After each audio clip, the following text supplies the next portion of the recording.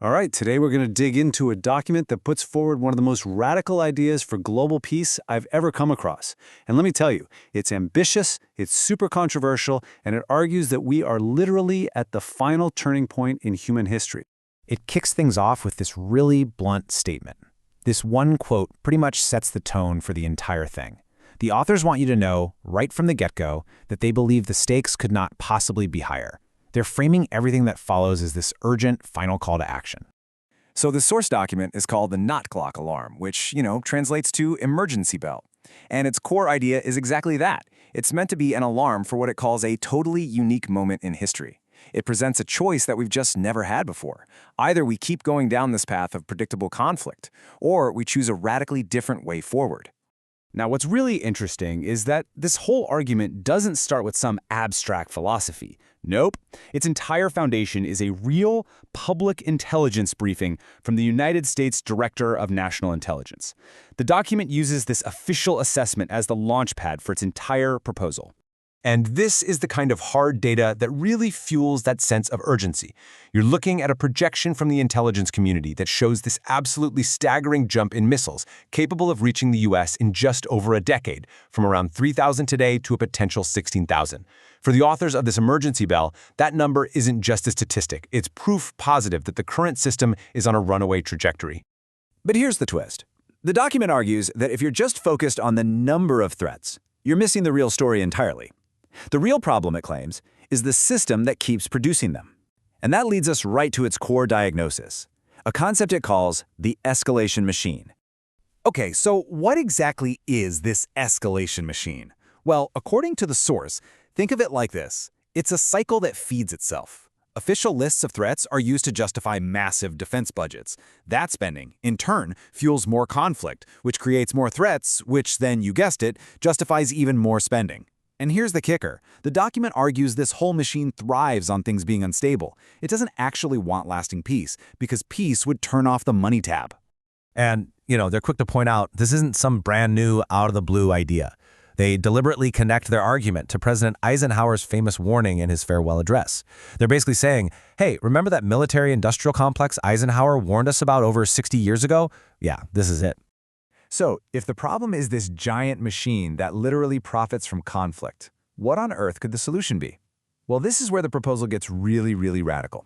It's called the global border freeze, and it's a complete reimagining of how countries deal with each other.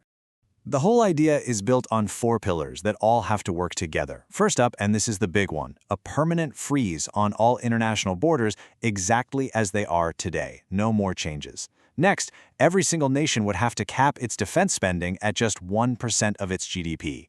That would force the entire defense industry to pivot to become what the document calls a stability keeper. And finally, all of this would be held up by a new global mindset of collective security. So, what's the end game for all this? Well, it is, and I'm not exaggerating, incredibly ambitious. The goal is to eliminate what the source identifies as the #1 cause of war throughout history: fighting over land. If you take territorial expansion completely off the table, the idea is that you can build a whole new foundation for predictable, peaceful relationships between nations. Right. But an idea this huge can't just live on paper. So how do they propose making it happen? This brings us to the most critical and honestly the most dramatic part of the whole plan: a direct ultimatum and an open invitation sent to literally every leader on Earth. And when I say everyone, I mean everyone. This isn't just a symbolic gesture. It specifically calls out the leadership of NATO, the EU, Russia, China, India, North Korea, all the way down to all 250 sovereign nations and self-governing territories. Seriously, no one gets left off this list. And it poses one single, very pointed question to all of them. Essentially, it's asking, what's your plan for long-term global stability that doesn't rely on this endless cycle of escalation? It welcomes any and all contributions that could replace the escalation machine, so it's not just saying, here's the answer, it's throwing down a gauntlet, demanding that world leaders either get on board or propose something better. And then comes the mandate, the ultimatum. It lays it out in no uncertain terms. If you stay silent, or if you fail to come up with a better, constructive, strategic plan, that silence will be interpreted as a formal, unilateral yes to their treaty terms. So doing nothing is actually doing something. It's a decision. And what does that yes mean? Well, according to the rules laid out in this document, that silent acceptance means the entire framework, the permanent borders and the 1% defense gap, becomes the new and final international standard for global security. It's an attempt to force a new reality through a diplomatic ultimatum. But it's not all just threats and ultimatums. The proposal also paints this picture, a vision for how a new path could be created, together. It makes the point that since these challenges are shared by everyone, the responsibility has to be collective. It's framed as this incredible opportunity to shape a future built on vision and trust, not just more escalation. And the way they propose doing this is honestly pretty fascinating. It calls for a global competition open to anyone to find the strongest, most practical plan for making that transition from the escalation machine to a real framework for stability.